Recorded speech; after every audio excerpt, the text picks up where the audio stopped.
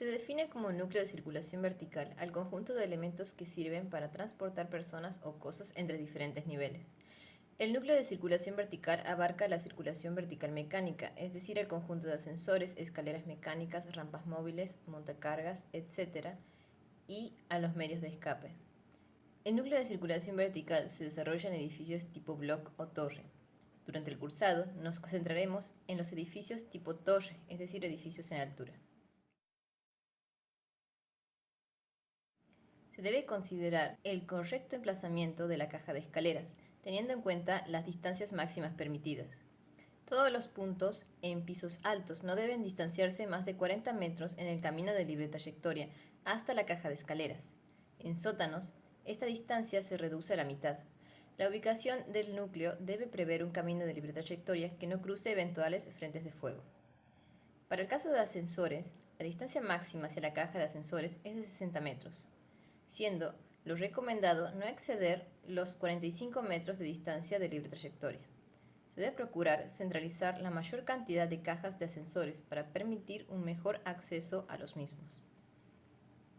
Las siguientes son disposiciones erróneas de la caja de escalera y el núcleo de ascensores. El camino de libre trayectoria no debe pasar enfrente de los ascensores, dado que son puntos de propagación del fuego que se puede producir por el efecto chimenea.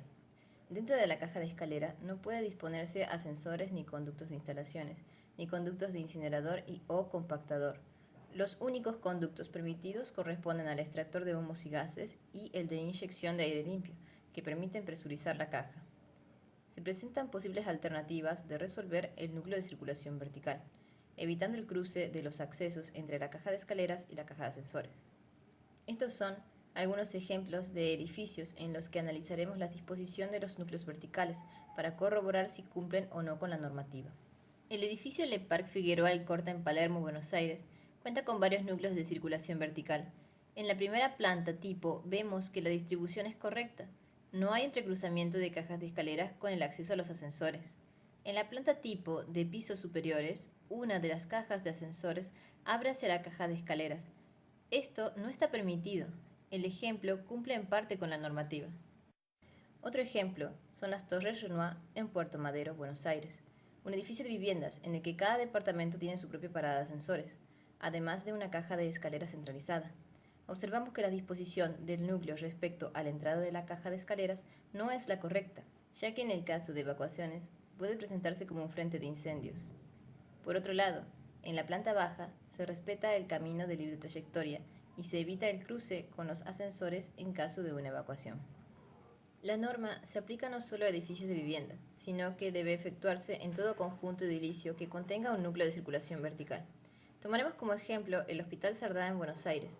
Este presenta una disposición correcta de los núcleos de circulación vertical, sin entrecruzamiento del tráfico por el camino de libre trayectoria. Podemos observar en detalle la disposición de los ascensores para camillas con respecto a la caja de escaleras evitando el cruce.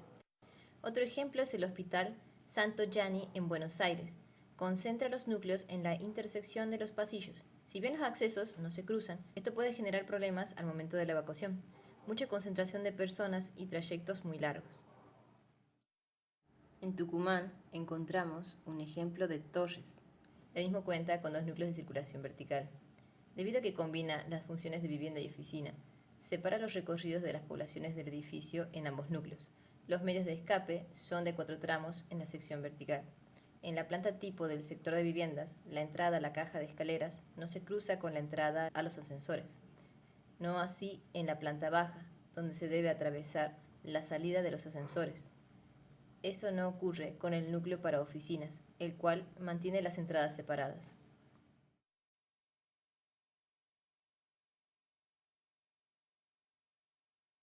Es diseño funcional de núcleos sanitarios y desarrollará contenidos como el diseño funcional del núcleo sanitario, núcleos sanitarios especiales, ejemplos de catálogos, la representación de esos núcleos sanitarios y casos de ejemplos de núcleos sanitarios para distintas funciones de edificios.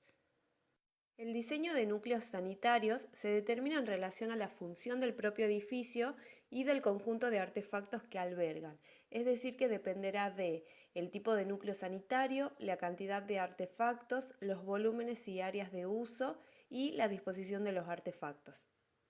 En cuanto a los tipos de núcleos sanitarios, estos son definidos en relación a la función específica del edificio y del tipo de núcleo sanitario a diseñar. Tenemos el tipo de núcleos comunes, aquellos donde la función requiera un núcleo sanitario por piso, por ejemplo, el caso de oficinas, supermercados, cines y centros comerciales. Tenemos también el tipo de núcleos privados, donde la función requiera un núcleo sanitario por unidad funcional, tal es el caso de hoteles y viviendas. La cantidad de artefactos necesarios para un núcleo sanitario se determinan según normativas y de acuerdo a la función de cada edificio. Esta determinación nos dará la cantidad de artefactos para recintos sanitarios y la cantidad de artefactos para personas con discapacidad motriz. Entonces, para determinar la cantidad de artefactos, en primer lugar se calcula la cantidad de personas por piso, es decir, según la siguiente relación, vamos a tener, por un lado, los metros cuadrados de la planta cubierta a servir y por el otro lado tendremos el factor de ocupación, que esto dependerá de la función del edificio. Entonces, metros cuadrados de la planta cubierta a servir sobre el factor de ocupación, que eso será por tabla, nos dará el igual al número de personas o cantidad de personas por pisos a servir. Luego de calcular la cantidad de personas por piso, se determina la cantidad de artefactos según tabla. Tomando como ejemplo un caso de edificio de oficinas, donde tenemos 230 metros cuadrados de superficie de planta a cubrir sobre el factor de ocupación de 8, que en este caso al ser una oficina, nos da como resultado 28,75, es decir, 29 personas por piso. Según tabla, nos determina que para ese núcleo calculado es necesario hasta 30 personas en el caso de que sean hombres, 2 inodoros, 3 lavabos y 2 mingitorios. En el caso de que sean mujeres, 2 inodoros y 2 lavabos. También se puede estimar que la cantidad calculada se divide en 50% para mujeres y 50% para hombres. Es decir, que en el cálculo de 30 personas, 15 serían mujeres y 15 serían hombres. Y al ir a tabla, el valor más cercano sería hasta 20 personas, entonces utilizaríamos la cantidad de artefactos para hombres y la cantidad de artefactos para mujeres.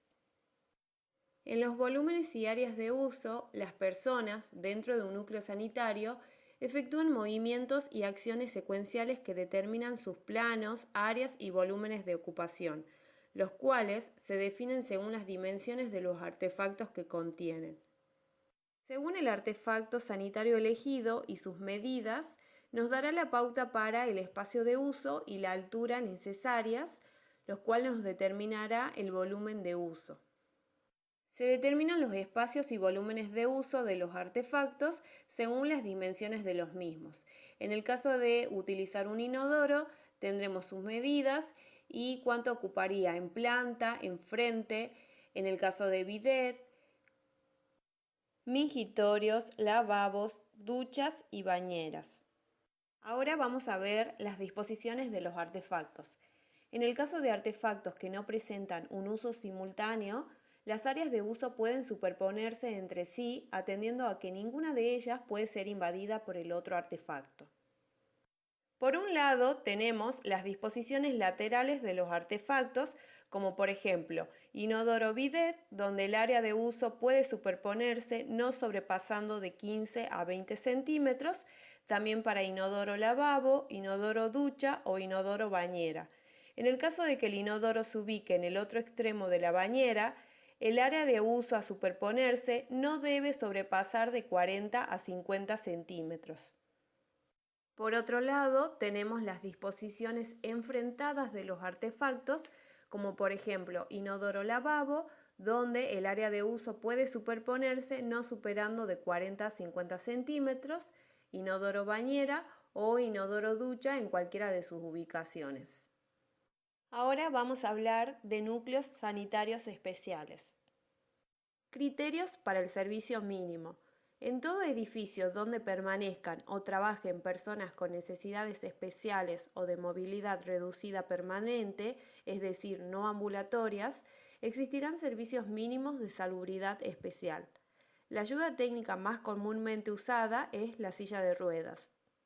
Las consideraciones son: para acceder y hacer uso de las instalaciones, las personas con movilidad reducida pueden necesitar ayuda de un acompañante.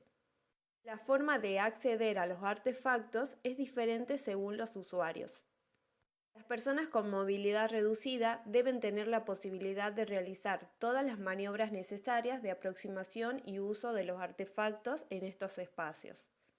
En general, necesitan ayudarse de elementos fijos para poder acceder con seguridad a los distintos artefactos. Entre los requerimientos necesarios tenemos a considerar los funcionales ambientales, los artefactos y los espaciales. En cuanto a los funcionales ambientales, que tienen que ver con las áreas de uso y el ambiente, tenemos movilidad, dotación de artefactos, desniveles, percepción, iluminación y condiciones de seguridad. En cuanto a movilidad, las distancias de los recorridos hasta los espacios higiénicos sanitarios se reducirán al máximo posible. Además, las medidas mínimas de los mismos comprenden el espacio necesario para cualquier silla de ruedas, ofreciendo así una segura accesibilidad, espacio de maniobra y el radio de giro, que normalmente comprende 1,50 m de diámetro.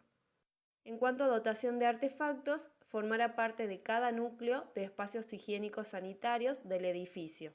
En núcleos comunes, cuando nos referimos a edificios de uso público, se colocará al menos un artefacto sanitario accesible para cada 6 o fracción de los instalados.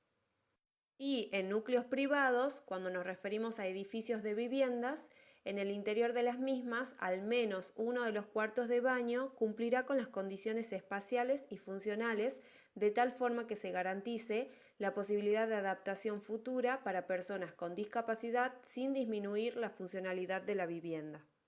En cuanto a desniveles, no deben existir bordillos en la entrada de los mismos o a cada uno de sus sectores, ni desniveles en el pavimento que impidan el acceso a los artefactos.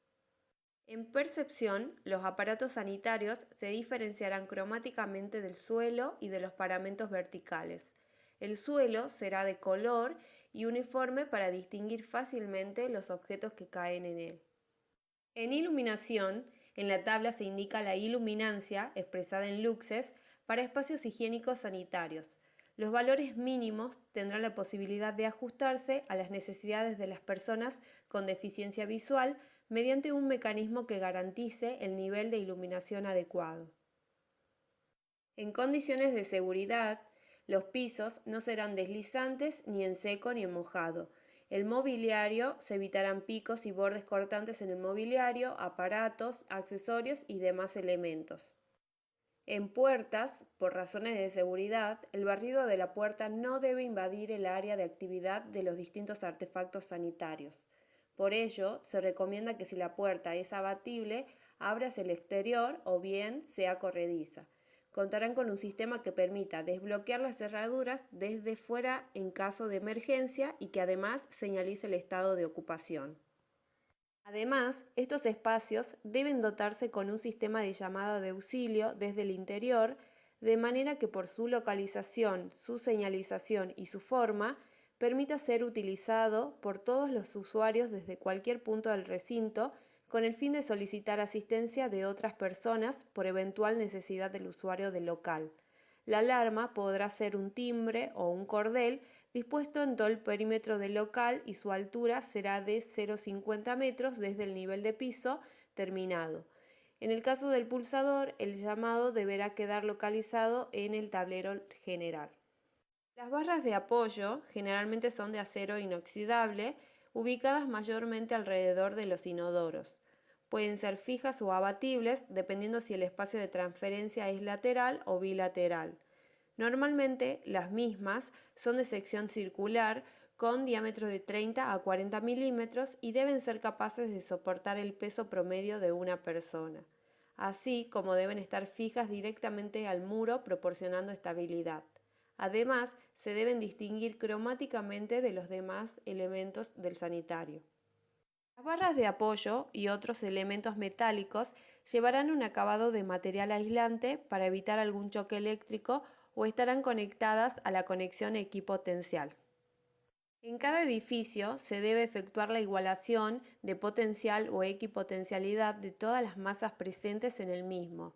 Esta conexión no permite la presencia de tensiones de contacto entre elementos metálicos e inclusive, por ejemplo, en el caso de las descargas atmosféricas, evita la aparición de descargas bruscas debido a la diferencia de potencial que excede ciertos límites entre dos conductores.